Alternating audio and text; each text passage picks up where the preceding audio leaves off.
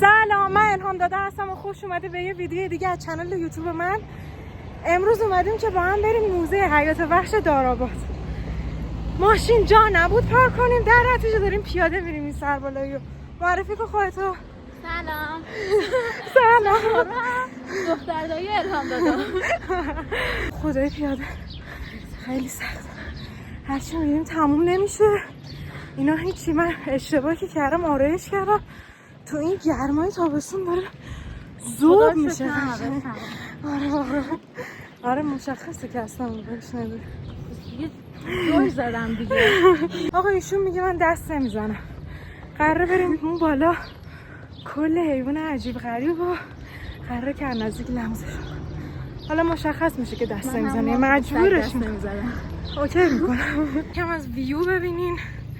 الان قراره بریم با کلی حیوانات وحشی و اهلی ملاقات داشته باشیم و از نزدیک لمسشون کنیم.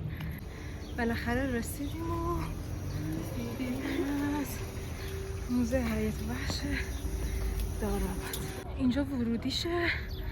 حالا ببینیم که پول بلیتش چقدر میشه. امیدوارم که خوش بگذره واقعا.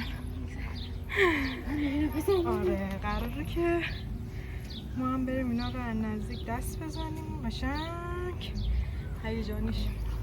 2 تا آب معدنی از ورودی اینجا گرفتیم، شد 26,000 تومان. ببخشید 24,000 تومان. خلاصه که خواستیم بیاین اینجا، از قبلش خوراک ما رو که خواستیم با خودتون بیارین که نره تو پاچتون. آره این از ورودیش. آقا اینجا دوراهی میشه یا ابوالفضل، هیومن پارک و کلبه خزندگان. بیت بیت بیت بیت بیت بیت بیت بیت. حاجی شاخ داره. این چیه دیگه؟ مثل اینکه رسیدیم به قسمت اصلی و هیجانی این بازی. لط بکشم بچه.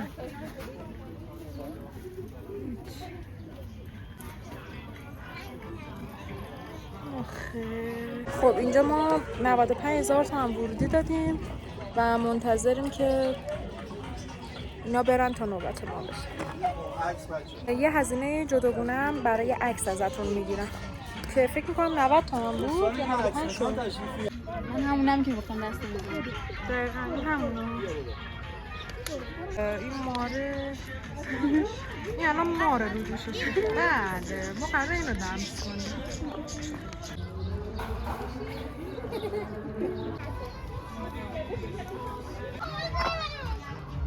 یا اول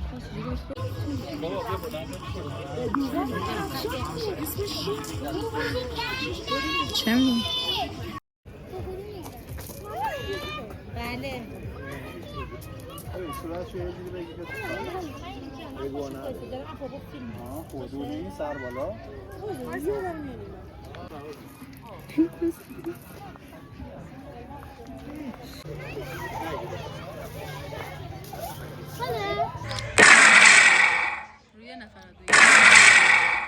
این قسمت بخش آبزیانه. فکر میکنم اون قسمت هم بخش حشرات باشه چون زده بود آره سالن گیاهشناسی و سالن حشرات. رسیدیم به بخش آبزیان. انواع و اقسام ماهی‌ها و موجودات دریایی اینجاست و به نظرم خیلی خفن و جالبه. یا ابوالفضل فکر کنم کوسه است. چی شکل؟ تو بخش آبزیان هم یه آرت گالری خفن و باحال بود که یه آدم به شدت جذاب اونجا بود، رفتین حتما بهش سر بزنید. خب اینجا دیگه میره سمت هیومن پارک که بیشتر به درد بچه ها میخوره. در نهایت امیر شکلات و 300,000 تومان پول پاستامون شد. دوستتون دارم، میبینمتون.